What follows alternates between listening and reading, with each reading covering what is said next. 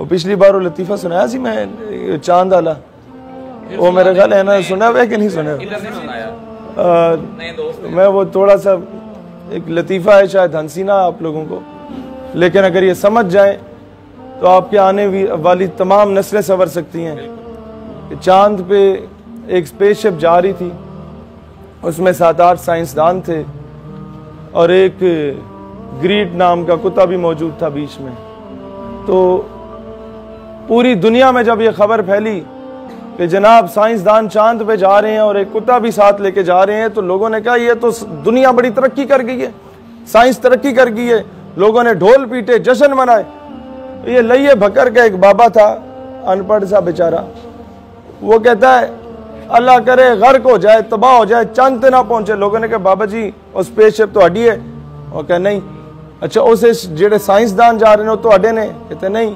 उसे जेड़ा फ्यूल है वो तो अड्डा है? कहते नहीं। उसे जेड़ा ग्रीट नामी कुत्ता जा रहे हो तो अड्डा है? कहते नहीं जी वो भी मेरा नहीं। बाबा जी तेनू मसला की है, की तकलीफ है तुहानू? वो बाबा बड़े कारी दी गल कर गया, कहता है खुदा ना खास्ता ये स्पेसशिप चांद पे पहुंच जाती है, जमीन से जा रही है ना, और 100 मरतबा खुदा ना खास्ता चांद पे चांद की अपनी मखलूक जो है वो पहले से मौजूद होती है, इस्तकबाल करने आई हुई होती है। और फिर कहता है 100 मरतबा खुदा ना खास्ता उस स्पेसशिप से अगर साइंसदान की जगह पहले कुत्ता बाहर आ जाता है तो कहीं चांद की मखलूक ये ना समझे कि जमीन की मखलूक ऐसे होती है, क्योंकि वो कुत्ता चांद पे जमीन की नुमाइंदगी कर रहा था। अपने नुमाइंदे अच्छे चुने कहने का मतलब ये है, क्योंकि जब वो कशकोल लेके भीख मांगते हैं ना अक़वाम आलम के सामने, तो पूरी दुनिया आपको भिखारी समझती है। जब वो खालिस्तान की लिस्टें बेचते हैं ना तो पूरी दुनिया आपको बिकाऊ माल समझती है। जब वो कौम की बेटियां बेचते हैं ना तो पूरी कौम दुनिया आपको दलाल समझती है। लेकिन जब तैयब अर्दगान जाके इजराइल को आंखें दिखाता है ना तो पूरी दुनिया तुर्कों को गैरतमंद कौम समझती है।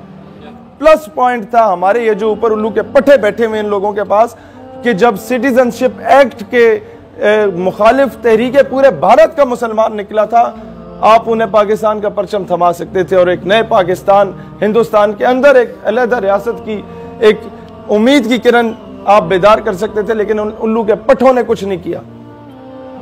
हमने वो इतनी बड़ी तहरीक जाया कर दी है कि अगर उसका 1% भी पाकिस्तान के किसी सूबे में होता तो आज वो सूबा पाकिस्तान से अलहदा हो चुका होता। हिंदुस्तान ने वो प्रोपेगेंडा करना था। ये उल्लू के पट्टे कुछ भी नहीं कर रहे।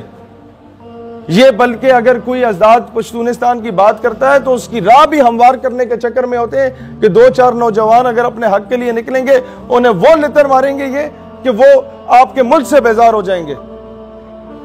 हमने हतुल वसा कोशिश की जाके अपने केपीके के दोस्तों को बताएं कि यार ये पाकिस्तान इन लोगों के बाप का नहीं है, ये तुम्हारे बाप दादा का है जिन लोगों ने 1948 में कश्मीर आजाद करा के दिया था। ये तुम्हारे बाप दादा के जिन्होंने जिहाद अफगानिस्तान में रशिया को तुर्कमानिस्तान, ताजिकिस्तान, किर्गिस्तान, कजाकिस्तान में तोड़ मड़ोड़ के सुपर पावर को वापस फेंका। लेकिन मसला ये है कि ये उल्लू के पट्टे हमारे ऊपर हावी हैं पिछले 70 सालों से। ये ऐसे गुलाम हैं कि हमारे लिए जिहाद वही जायज़ है जिसमें अमेरिका की खुशनुदी हासिल हो। अमेरिका कहे कि ये जिहाद है तो जिहाद, अमेरिका कहे दहशतगर्दी तो दहशतगर्दी। जिसने हमारे आमिर चीमा शहीद रहमतुल्लाह अलैह, उन्होंने जर्मनी में जाके कोई पेंट कोट पहन के ही मारा था ना, शलवार कमीज पहन के या प्रॉपर हुलिया बना के जाते तो वो तो करीब ना नेड़े ना लगने देता। आपको कभी कभार क्लीन शेव भी करनी पड़े, घुस जाए इनमें, कोई मसला नहीं है। हमारे लोग मसलेहतन मैं आपको एक बात बताऊं, अब एक और एतराज होता है, आप फलां के साथ क्यों बैठे, आपने फलां बंदे से हाथ मिलाया, उसका ताल्लुक तो फलां मजहब के साथ था। भाई शुक्र है इस कौम को अर्तगल नसीब हो गया। अर्तगल अपने दुश्मन से हाथ भी मिलाता था, अगली मुलाकात पे गले भी मिलता था, उससे अगली मुलाकात पे उसे खाने पे दावत भी देता था, फिर अर्तगल उसे अपनी वो बकरियां भी बेचता था, कालीने भी बेचता था, फिर जाके गला भी काट आता था। तो आप समझ जाए इन चीजों को कि कुछ चीजें डिप्लोमेटिक तरीके से या टेक्निकल तरीके से आपको घुसना पड़ेगा। कुफार की सफों में आपको हर जगह पे अपना एक स्ट्रॉन्ग होल्ड बनाना पड़ेगा, उसके बाद जाके इस्लाम का परचम, उसका बोलबाला हो सकता है। ये जासूसी क्यों, इसका एक पूरा मैकेनिज्म है। जब ये हमारे स्टेक होल्डर्स कुछ नहीं कर रहे तो हमें करना पड़ेगा। स्टेक होल्डर्स ने तो लिस्टें बेचनी थी जाके, स्टेक होल्डर्स ने तो किस तरीके से कश्मीर को बेचा, स्टेक होल्डर्स ने तो किस तरीके से मतलब कौम की बेटियों को बेचा। अब जब वो कुछ नहीं करेंगे तो हमें जाहिर सी बात है, हमने तो यूनिवर्सिटीज में बच्चों को प्रोजेक्ट दिए हुए हैं कि बांग्लादेश पे काम करो कि किस तरीके से बांग्लादेश की ऑपोजिशन, बंगाली के कोर्स करने लग गए हमारे तंजीम के नौजवान कि किस तरीके से वहाँ की ऑपोजिशन जमातें जो मजहबी जमातें हैं उनको पाकिस्तान की फेवर में दोबारा किया जा सके, किस तरीके से जूनागढ़ में दोबारा आज़ादी की तहरीक चली जा सकती है। जो लोग आज हिंदुस्तान से बेजार हैं, ये तब तक हम लोग हकीकी मायनों में खुद मुख्तार रियासत नहीं हो सकते जब तक हमारी फॉरेन पॉलिसी आज़ाद ना हो। हम कहते हैं अमेरिका को, भारत को, इन रियासतों को तुमने भाई बनाना है, बना लो, बाप ना बनाओ। फॉरेन पॉलिसी का एक मकसद होता है, there is hell lot of a difference between भाई एंड बाप, कि बराबरी की सतह पे बात करो।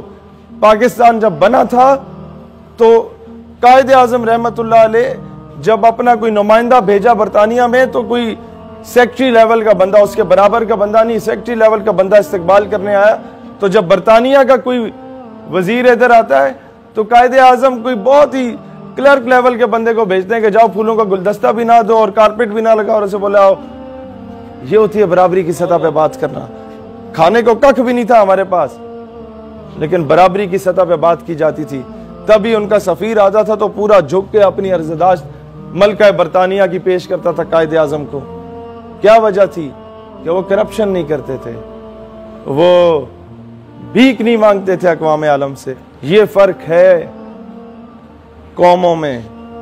तो दुनिया का उम्मीदों का मरकज और महवर आपका मुल्क पाकिस्तान था।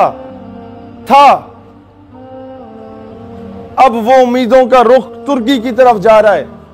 ठीक है, हमें खुशी है तैयब अर्दगान अच्छा आदमी है, लेकिन उससे ज्यादा गम इस बात का है कि कभी ये फख्र हासिल था कि मीरे कारवां हम हैं, लुटे फिर काफिले ऐसे कि इतराया नहीं जाता।